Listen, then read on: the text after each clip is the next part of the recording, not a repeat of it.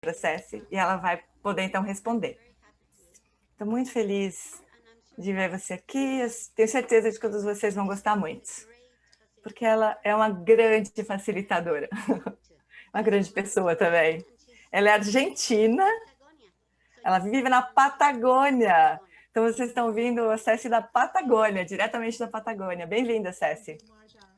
Muito obrigado, Marta. Muito obrigada por essa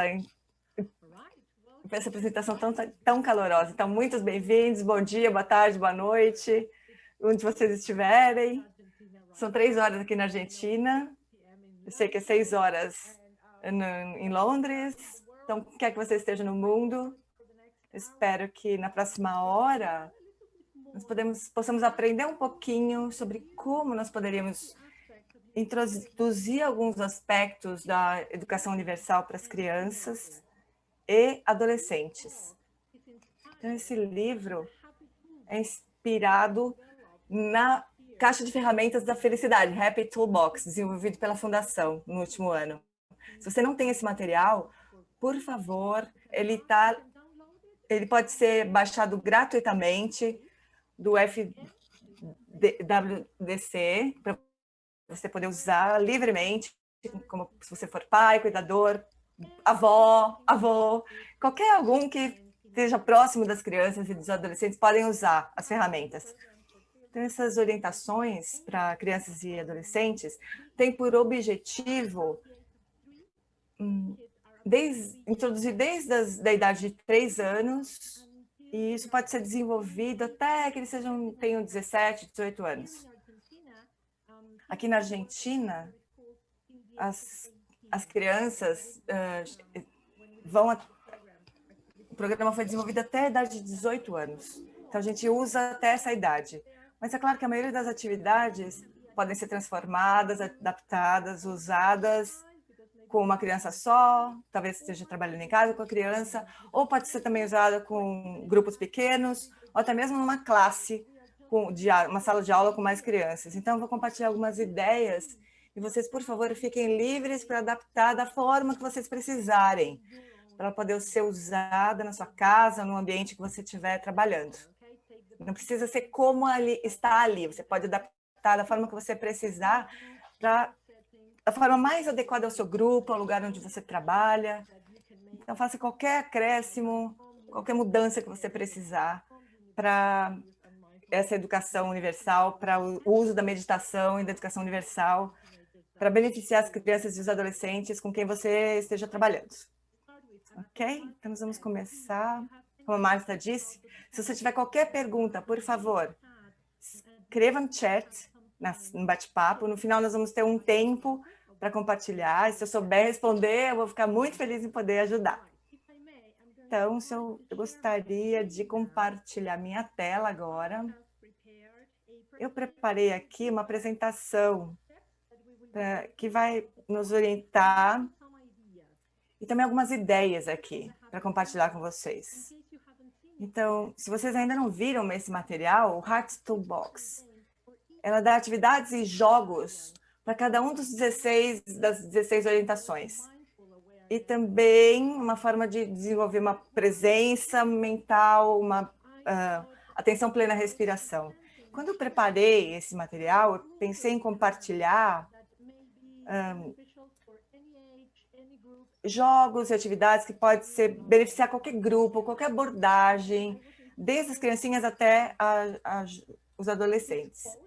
E eu fui inspirada nessa citação de Aristóteles, que educar a mente sem educar o coração não é educação, de forma alguma. A maior parte do tempo, o que acontece na América do Sul, pelo menos, as escolas focam muito em temas acadêmicos apenas. Então, nós sentimos que nas comunidades de educação, isso é algo que está faltando, educar o coração. É muito lindo, é muito importante ouvir as experiências que elas têm, mas também é importante, do meu ponto de vista, mais importante ainda, é aprender sobre nosso mundo emocional, nossa mente, aprender sobre os truques e as armadilhas que as nossas emoções fazem conosco. e nós não sabemos como lidar, compreender as razões que estão por trás das nossas ações, da nossa fala, e desenvolver atitudes mais compassivas com respeito a nós mesmos e também com respeito aos outros. Então, tendo isso em mente, eu pensei em começar a compartilhar com vocês um pouquinho sobre a nossa perspectiva, um pouquinho sobre o pensamento perceptivo. E eu encontrei que eu acho que a percepção é um tema muito importante para ser trabalhado com as crianças, mesmo com as criancinhas pequenas de 3 anos. Bom, o que nós falamos sobre percepção? O que nós queremos dizer? Nós falamos sobre a nossa habilidade única, exclusiva de ver o mundo à nossa volta. Não só o mundo externo, mas também o mundo interno. Nós temos 5 sentidos que recolhem informações do mundo à nossa volta. E com essa informação, a nossa mente cria, então, uma fotografia do que está à nossa volta. Mas também existem outras informações que vêm dos nossos sentidos para o nosso cérebro, para a nossa mente, que também podem nos ajudar a compreender as sensações, as emoções, os pensamentos que estão surgindo e todo tipo de informação vinda de dentro de nós. Então, quando nós falamos sobre percepção, é importante se lembrar de que é uma construção acontecendo aqui. E aqui é a importância de trabalhar com as crianças e com os adolescentes. Eles podem estar construindo o mundo à volta deles e também construindo, desde o primeiro dia de vida, uma percepção do mundo à volta deles. E isso, nessa construção, tem um papel muito importante sobre a forma como nós percebemos o mundo à nossa volta e também o que nós podemos fazer para ajudá-los a criar, melhorar a percepção deles do mundo, mas também de ter uma percepção mais saudável e mais feliz do mundo dentro deles. Uma outra coisa importante que nós precisamos compreender é que a percepção é subjetiva, em oposição à objetividade. Então, nós estamos todos vendo uma imagem 3D na nossa tela, mas é lógico que depende do jeito que a gente está olhando para isso. Nós podemos perceber de formas diferentes. Isso é uma forma fácil de testar com esse tipo de imagem, que muitas vezes nos confundem. Por exemplo, nessa imagem, muitos de vocês podem estar olhando para o homem de frente, e muitos de vocês podem estar olhando para esse homem como se ele estivesse de lado. E como é que nós podemos dizer qual deles está correto e qual não está?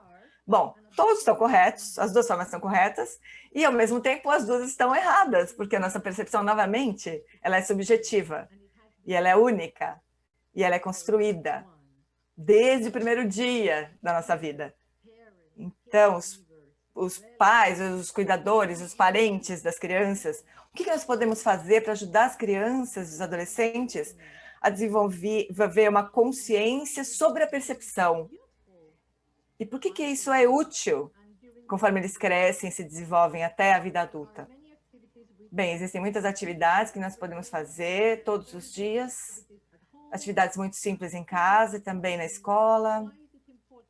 E por que isso é importante?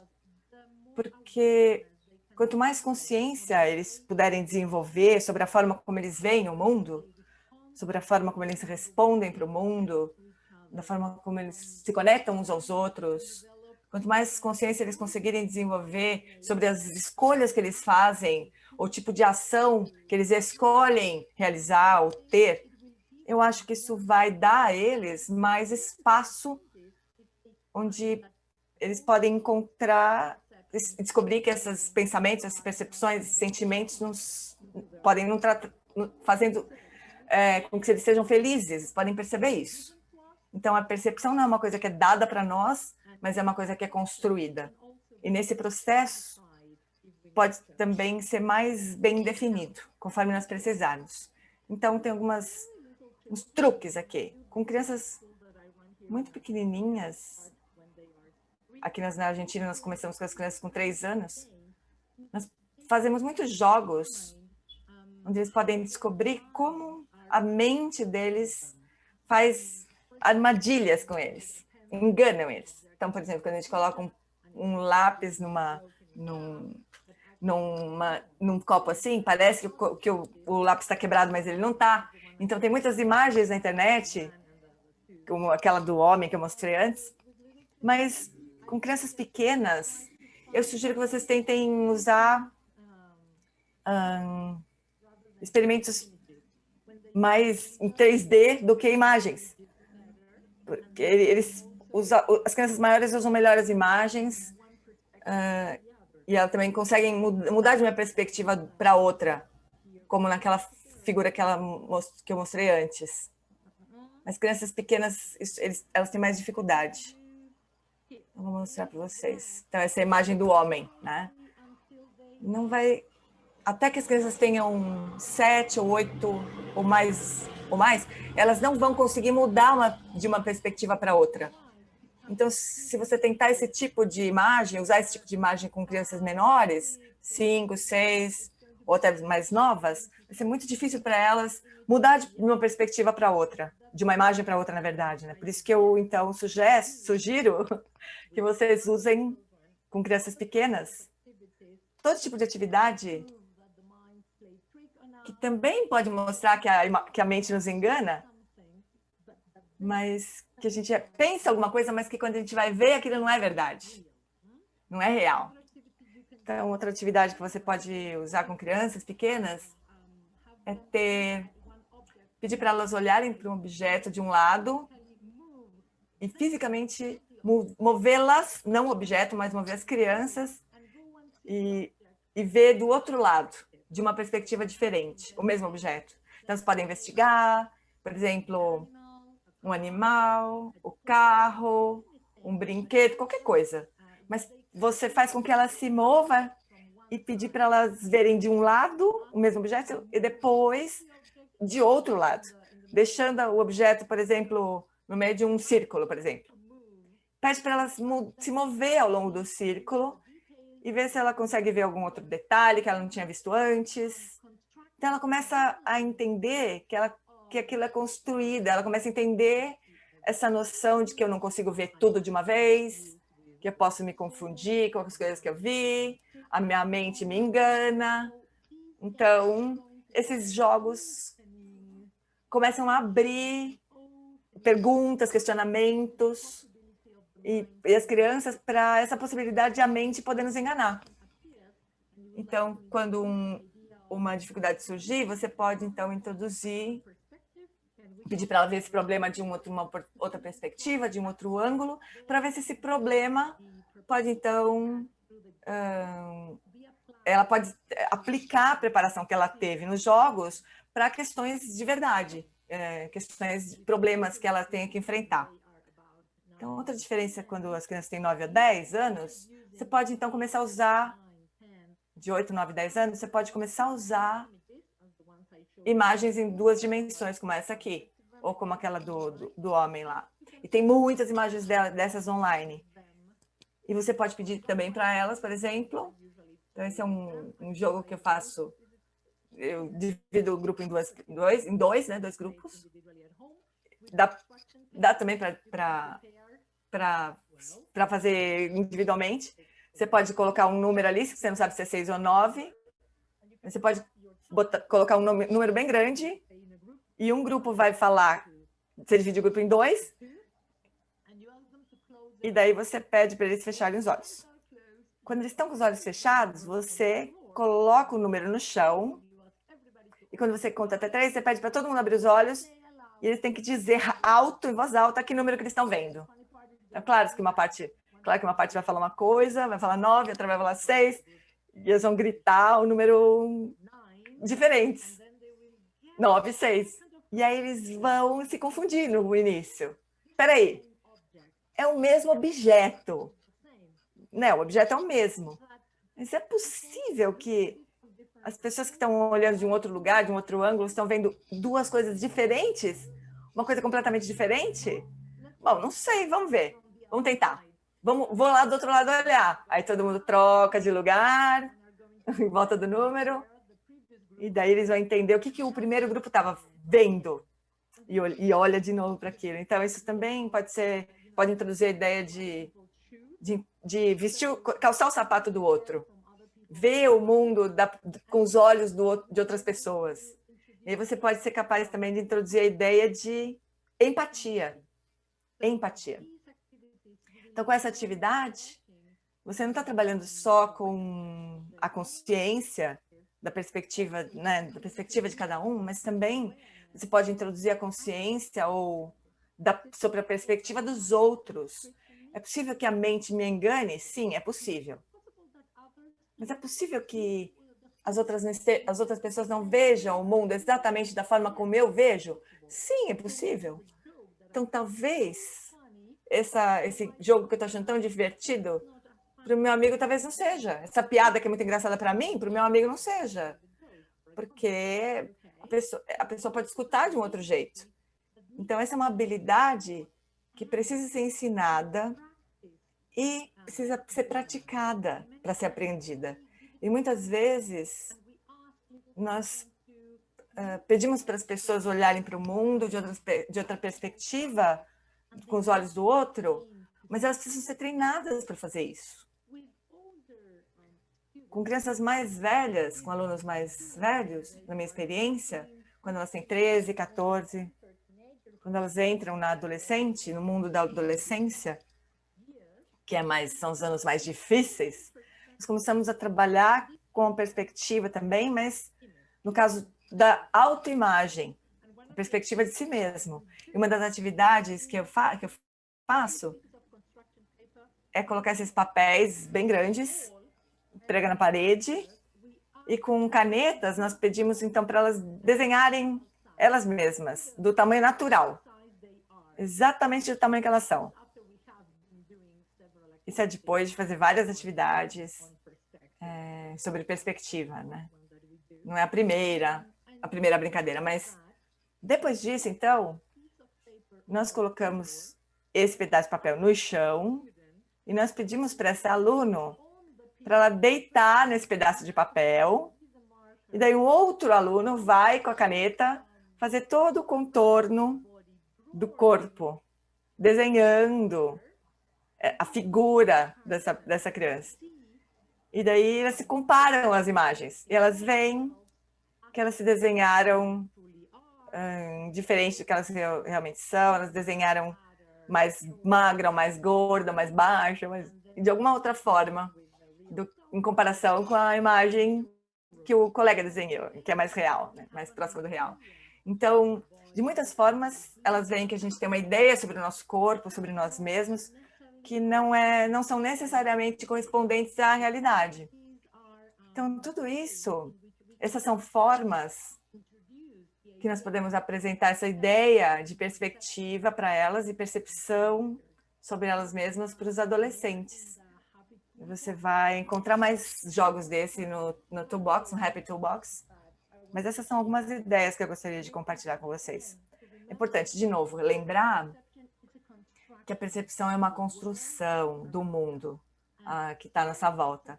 Então, a partir da percepção que nós temos, então, sobre o mundo, é que nós vamos tomar as nossas decisões.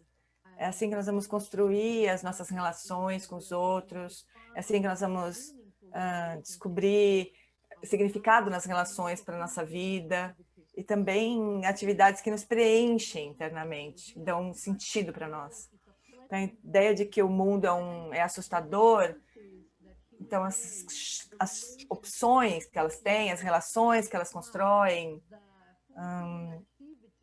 as atividades que vão ser significativas para elas, que elas vão buscar, podem ser completamente diferentes de uma outra criança que abraçou essa ideia de que o mundo é compassivo, que é fundamentalmente bom e feliz, e que as pessoas têm um bom coração, bons sentimentos. Então, por favor, não subestimem isso, não esperem que as crianças construam o mundo por elas mesmas. Tem muitas coisas que nós, como adultos, podemos ajudar para que elas possam construir uma percepção de mundo à volta dela mais benéfico. Nós não vamos entrar muito nesse tema, nesse segundo tema que é muito importante, que eu queria compartilhar com vocês, e que se chama metacognição emocional. Muitas vezes nós falamos sobre metacognição como uma habilidade de pensar sobre os nossos próprios pensamentos e pensar a respeito da forma como nós pensamos. Tudo bem. Então, metacognição emocional seria a habilidade de pensar a respeito da forma como nós sentimos, reconhecer os nossos próprios sentimentos, nossas próprias emoções. E daí, a partir daí, então, escolher ações mais sábias por nós mesmos, com respeito a nós mesmos e com respeito aos outros. Então, aqui nós podemos ver aqui esse homem sobre um elefante, e o elefante aqui representa o sistema límbico, e esse pobre coitado desse homem que está em cima do elefante, tentando dirigir o elefante, representaria o nosso córtex pré-frontal. Bom, por que esses sistemas são representados desse jeito? Por que o sistema límbico está representado como um elefante? Porque ele está no comando, ele é responsável por nos manter vivos durante bilhões de anos, ao longo de todos esses bilhões de anos. E o córtex pré-frontal, que tem estado conosco por apenas algumas centenas de milhares de anos, talvez 2.000 anos, possivelmente. Então, como vocês podem ver, eles não são proporcionais. E eles ainda não são proporcionais, hoje em dia, na nossa mente, no nosso cérebro. E o único objetivo deles é nos manter vivos, ou de sobreviver. E o nosso cérebro, nossa mente, tem a maior parte do tempo eles trabalham para isso, para nos manter vivos. E nesse sentido, o sistema límbico tem uma experiência muito maior do que o córtex pré-frontal. As nossas emoções, elas, no ponto de vista evolucionário, elas durante muito tempo foram inconscientes, involuntárias, e elas quase completamente automáticas. Então, numa fração de segundo, nós somos capazes de perceber alguma coisa fora de nós, avaliar se aquele objeto é ameaçador ou não e encontrar uma resposta para cada ação correspondente a esse objeto. É isso que o nosso sistema límbico faz. Então, a maior parte do tempo, o sistema que tá comandando é o sistema límbico, mas o córtex pré-frontal tenta se comunicar com o sistema límbico e tentar regular o que nós fazemos com essas emoções automáticas, involuntárias, inconscientes. O córtex pré-frontal tenta, então, dirigir o sistema límbico no cérebro humano. Agora nós vamos olhar para como que nós podemos aumentar a participação do córtex pré-frontal. Nós não podemos evitar as emoções, mas nós podemos aprender de muitas maneiras a regular as emoções. Nós podemos ter uma emoção, nós podemos escolher como agir com base, com essa emoção. E esse é o trabalho do córtex pré-frontal. Então, agora nós vamos explorar formas diferentes de fazer isso.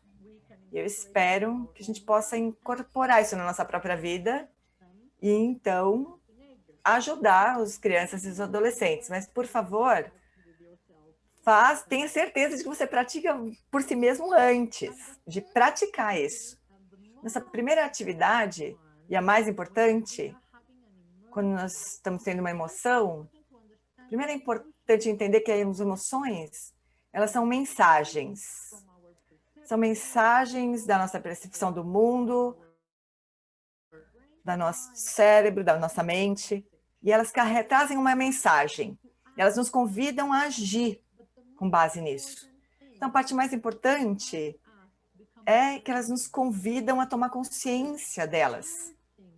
Então, a primeira coisa, a parte mais importante, se nós precisássemos ensinar uma única coisa sobre o mundo emocional para uma criança, por favor, façam isso. Ajudem-nas a rotular, nomear as emoções.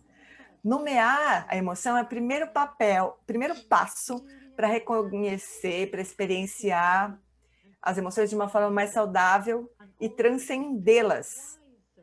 E também encontrar formas de agir com base nessas emoções de uma forma mais sábia. Quando nós falamos sobre emoções, não deveria haver nenhum deve. Você deve sentir isso, você deve sentir aquilo, você não deveria sentir isso, aquilo, você não deveria sentir aquilo.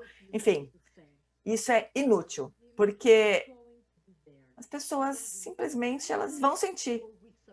Elas podem expressar ou suprimir a raiva, suprimir a raiva, por exemplo, ou as emoções. Em algum momento ela ficou gravada no nosso corpo.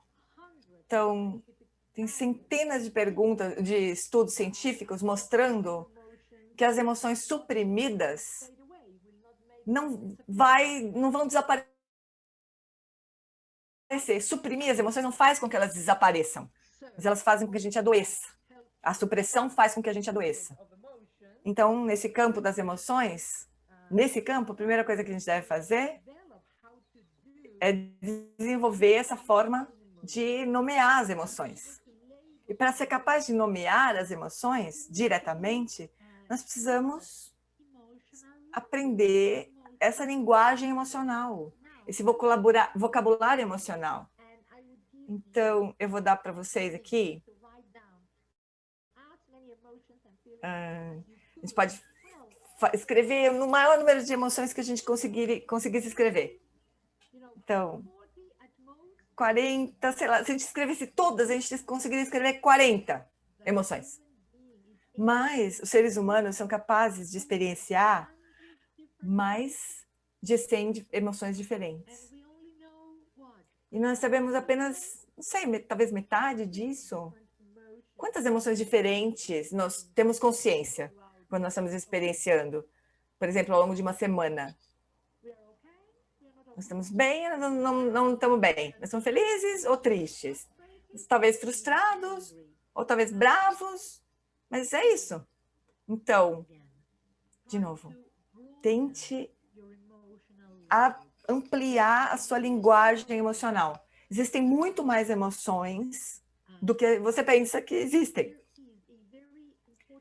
Então, tem um recurso muito importante, que também está grátis, online, que foi desenvolvido em 2012, se não me engano, pelo cientista Paul Ekman, a pedido de Sua Santidade Dalai Lama.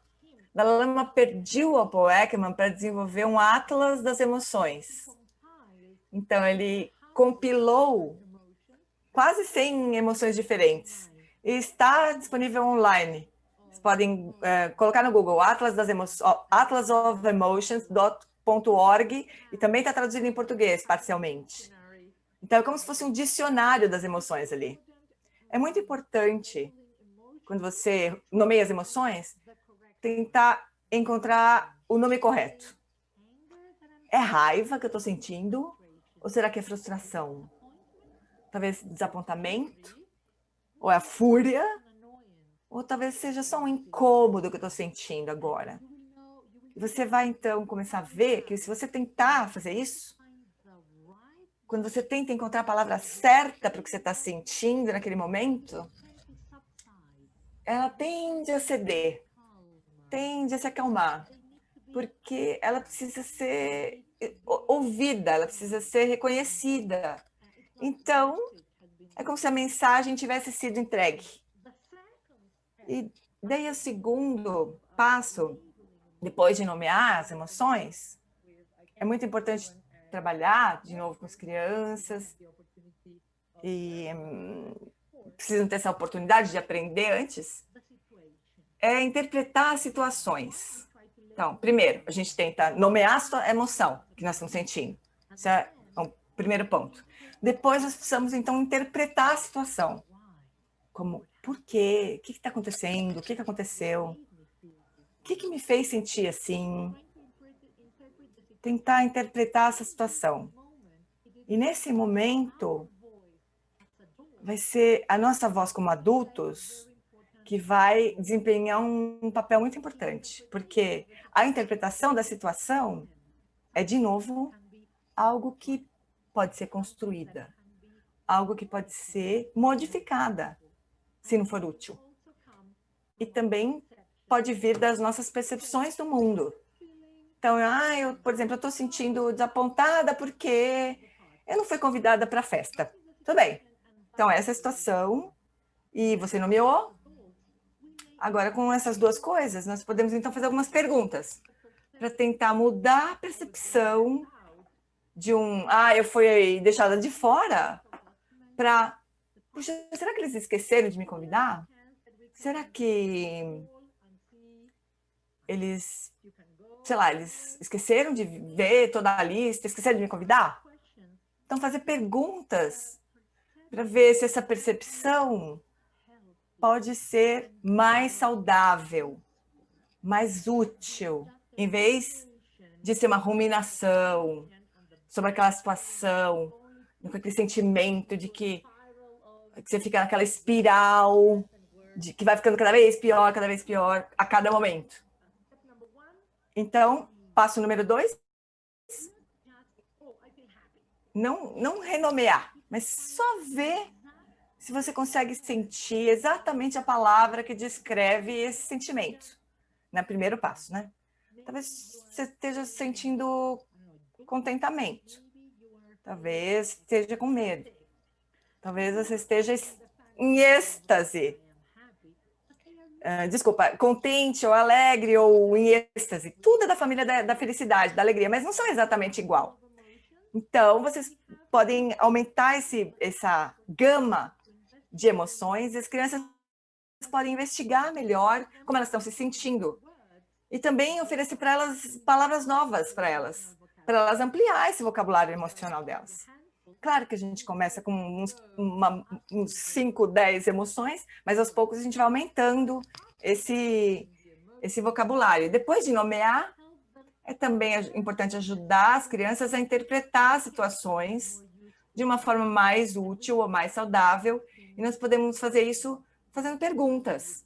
Então, por que você acha que você está se sentindo assim? Qual que poderia ser a situação? Como que você pode ter certeza de que a situação é exatamente essa? Porque você pode dizer, bom, ele me olhou de um jeito meio estranho. Como você pode ter tanta certeza? Ela congelou.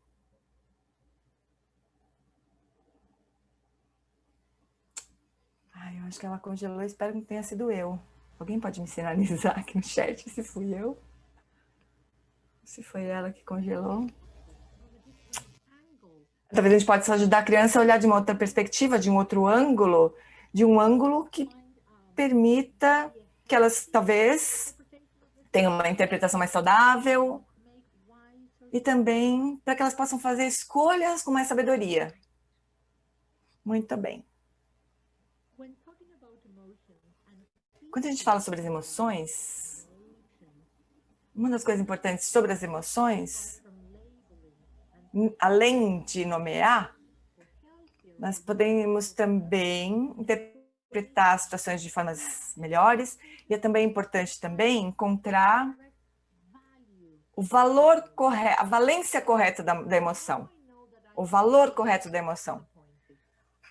Tá bom, eu estou me sentindo desapontada, mas de 1 a 5, quanto que eu estava me sentindo desapontado? De 1 a 5. Será que 1 ou 2, numa escala de 1 a 5? Então não é grande coisa? Ou será que eu estou no 4 ou 5, eu estou realmente desapontada? E perguntar essas perguntas para a criança, para elas encontrarem esse valor, essa valência da emoção, da intensidade da emoção.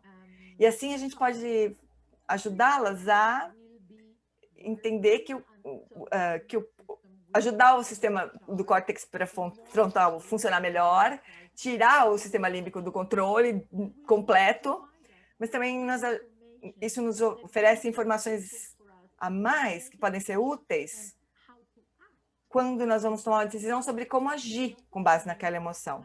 Não é a mesma coisa agir ou quando nós estamos um pouquinho desapontados e quando nós estamos muito desapontados. Se você se sente muito desapontadas, é melhor talvez você esperar um pouquinho, fazer alguma outra coisa, se acalmar, dar um espaço, um tempo para a emoção acalmar antes de a gente sair e falar com alguém. Ou sair e, sei lá, tentar resolver a situação que fez com que você se sentisse assim. Então, esses 3 passos seriam, número 1, nomear da forma mais precisa possível. Número 2, para um pouquinho e pensa de novo sobre a situação. Pode ser que a minha mente esteja me enganando? Pode ser que eu esteja, sei lá, pensei que ele estava falando, rindo de mim, tirando onda comigo, mas talvez não fosse esse o caso. E número 3, tentar avaliar a intensidade da sua emoção. Porque isso vai te dar não só ajudar o córtex pré-frontal a controlar melhor o que está acontecendo, regular melhor o que está acontecendo no seu corpo e na sua mente, mas também vai te dar alguma informação importante, interessante sobre as ações que você pode escolher ter depois. Então, nomear, interpretar e depois avaliar a intensidade. Uma outra atividade que vocês podem achar úteis também para trabalhar com as crianças é o reconhecimento de corporal. Então, quando eu penso nisso, eu pensei que na quarta-feira a Hillary vai dar uma palestra sobre atenção plena transformadora, e vocês vão ver como é interessante essa história de reconhecer as emoções no corpo. Então, por exemplo, aqui, nós temos uma silhueta aqui, um contorno em branco, e um dos nossos alunos estava trabalhando com ansiedade. E nós pedimos para ela, então, mostrar em que parte do corpo ela sentia a ansiedade, né, nela. Então, lembra que pode ser muito diferente de um para o outro. Então, nós falamos sobre borboletas no estômago, mãos suadas, talvez chorar. Dependendo da intensidade, o coração pode disparar. Quando você está ansioso sobre uma prova que você vai ter que fazer, muitos alunos dizem que elas querem fazer xixi. Elas querem fazer xixi mais frequentemente. Então, isso é importante, porque, de novo, elas podem começar a entender e aprender a reconhecer, a perceber. Ai, meu Deus, ela congelou outra vez.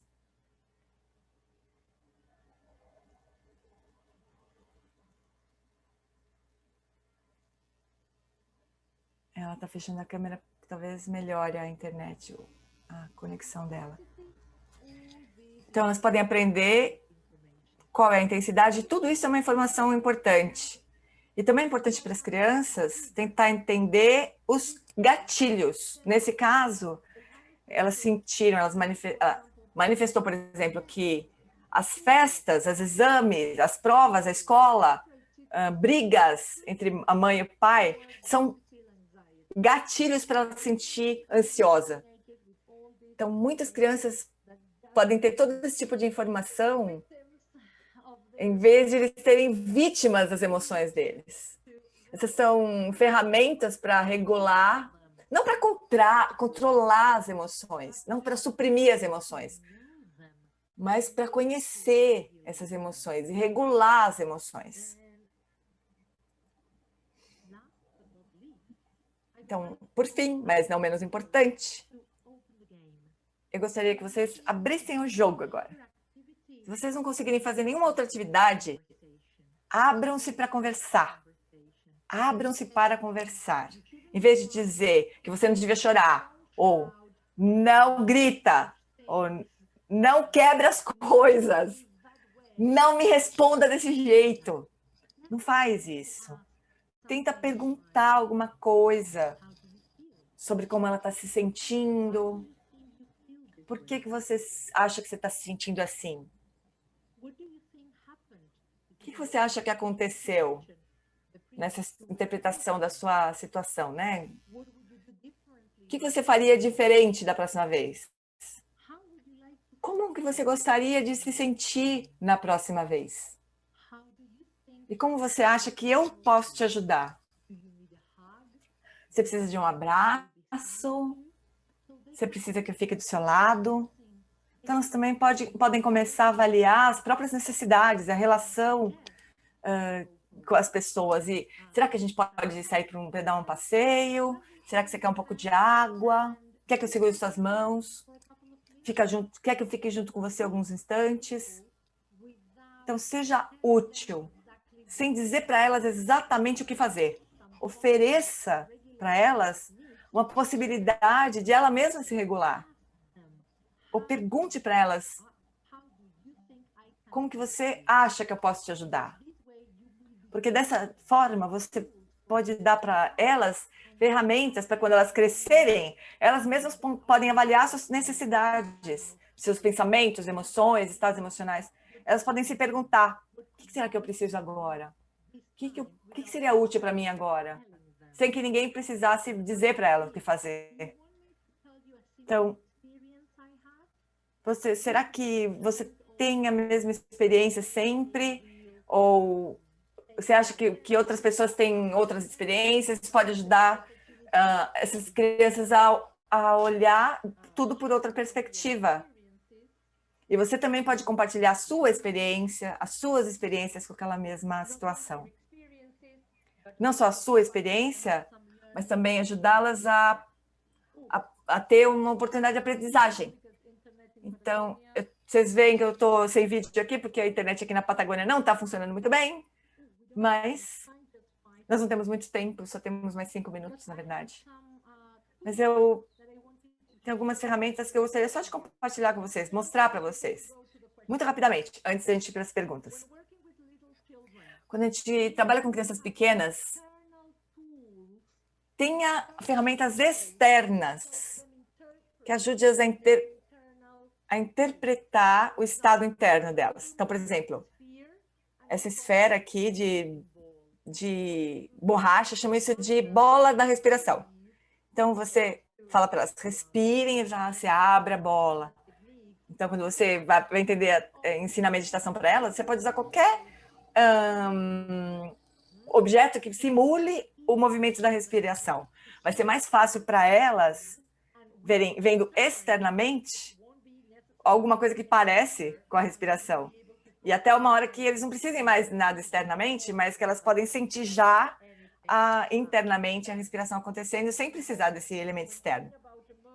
Quando vocês falam sobre as emoções, a gente tem esses cartões aqui, que mostra situações com essas emoções. Por exemplo, confiança, e o oposto é timidez, eu me sinto tímida. Então, esses são, por exemplo, formas muito fáceis de mostrar. Outra aqui, eu me sinto segura, e em oposição é, eu tô com medo. Então, essas ferramentas ajudam a construir a linguagem emocional. Então, figuras que ajudam as crianças a desenvolver esse vocabulário emocional. E é claro que, então, objetos externos para crianças pequenas, algumas vezes é mais difícil trabalhar com reconhecimento emocional em crianças menorzinhas. Mas esses monstros coloridos aqui ajudam. Cada cor representa uma emoção. Então, esse monstro está todo confuso. A gente tenta adivinhar o que eles estão sentindo. Por exemplo, eu sinto no meu estômago que eu vou me encolher. Ou emoções que são normalmente, não concordo muito, mas normalmente, que a gente chama de negativas, tendem a nos fazer encolher o corpo, né? Então, a gente simula isso nos monstrinhos. Então, depressão, tristeza, raiva, todas essas emoções que normalmente, comumente, entre aspas, chamam negativas, eu não concordo com isso, mas é o que as pessoas falam, né, normalmente. Outras emoções como alegria, felicidade, êxtase, você sente que aquilo expande, você tende a abrir mais o corpo. Isso é um sinal que você pode encontrar no seu corpo. Então, você usa um monstrinho para mostrar isso. Então, para crianças mais velhas, como adolescentes, por exemplo, nós usamos esses quebra-cabeças e eles tentam encontrar a parte correspondente para cada emoção. Então, por exemplo, e a gente tenta misturar. Fala, por exemplo, qual que é a relação entre gratidão e fala correta? Por que nós precisamos uma delas para melhorar a outra, por exemplo? Então, não só a aspiração, a emoção, a orientação, mas também com crianças mais velhas, elas podem começar a combinar e apresentar as duas coisas, a ação e a emoção, porque geralmente a gente não precisa de uma coisa só. A gente precisa a gente tem uma mistura de coisas. Então, eu tenho mais alguns elementos, mas eu não tenho mais tempo. Eu gostaria realmente de receber perguntas, deixar as pessoas fazerem perguntas. Então, eu vou tomar um golinho de água, eu também, enquanto a Marta lê alguma pergunta. E eu espero que essas ideias que eu compartilhei aqui possam ser úteis para vocês. Um pouquinho útil para vocês.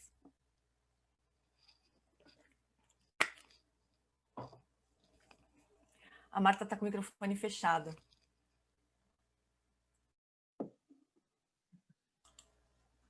Não está me ouvindo. A Marta está falando, mas o microfone dela está fechado. Agora sim.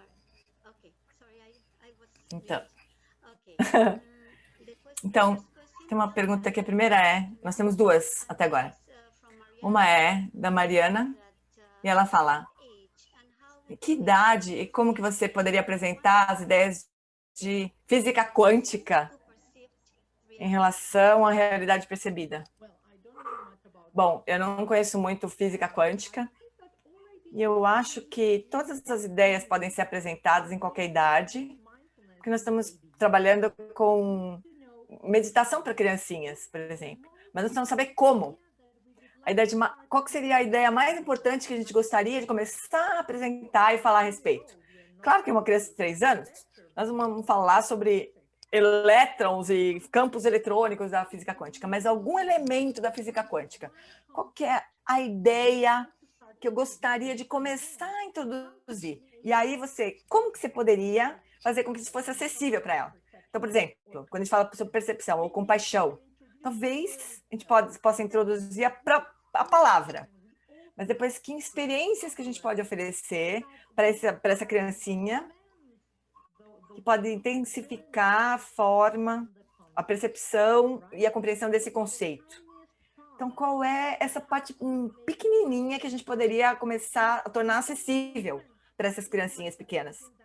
Para crianças pequenas, minha sugestão é que tenha objetos externos, porque elas vão ter uma compreensão melhor do que está acontecendo externamente do que elas têm internamente. Então, qualquer objeto externo que você achar apropriado, tipo, não sei, cartões, dado, sei lá, na natureza, por exemplo, coisas que você pode encontrar e que, em vez de falar, olha, pensa, lembra, imagina, isso não funciona muito com crianças pequenas, até 5 anos, 6 anos, talvez.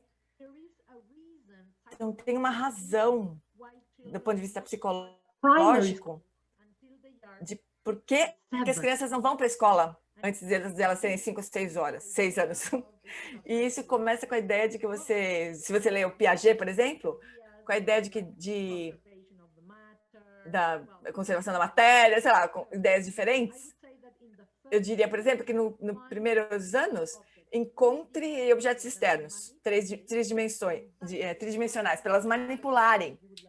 Porque daí elas podem, conforme eles vão crescendo, você pode começar a eliminar os objetos externos e ir trabalhando diretamente com as imagens internas, sensações, imaginação, etc. Eu não sei muita coisa sobre física quântica, mas minha sugestão seria essa. Escolha, entre todas as ideias, aquela que você gostaria de tornar acessível para essa criança. E começar a explorar jogos, objetos, e por meio da repetição, aquilo vai sendo experienciado.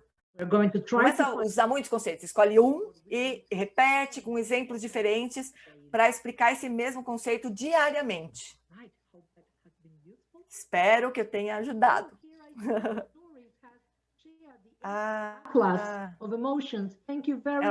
Alguém publicou o Atlas das Emoções. Eu quero complementar aqui como tradutora que tudo isso está traduzido em português também. Todo não, mas uma grande parte está traduzida. O Toolbox ainda não está traduzido, mas está disponível em inglês. No nosso site, onde está escrito recursos, free resources, está tudo em inglês, né? Então, a gente tem muitas atividades, muitos elementos lá. Agora está no chat também o link. Lá tem muitas atividades, muitas ideias, especialmente para as orientações, né? Para cada um dos 16 guidelines. E que você pode usar a partir dali e adaptar. Nós temos mais uma pergunta do Jimmy Lloyd. Ele diz, qual é a melhor forma de introduzir essas ideias para um adolescente que é relutante em escutar? Bom, tem algumas coisas que os adolescentes não são relutantes, geralmente. Tá, falando da minha experiência, né? Número 1, que eles não relutam em aprender. Novidade. Número 1, eu perdi. Não. Nós vamos falar sobre percepção. Eles vão rolar, roncar, vão querer escutar. E esses aparelhinhos aqui, eles não negam joguinhos, né? Então, usa a tecnologia e coloquem eles numa situação que eles não esperam. Por exemplo, mostre um vídeo com imagens que você consegue ver de um lado do outro e desafie uma perspectiva e outra, e desafie essas crianças a fazer isso.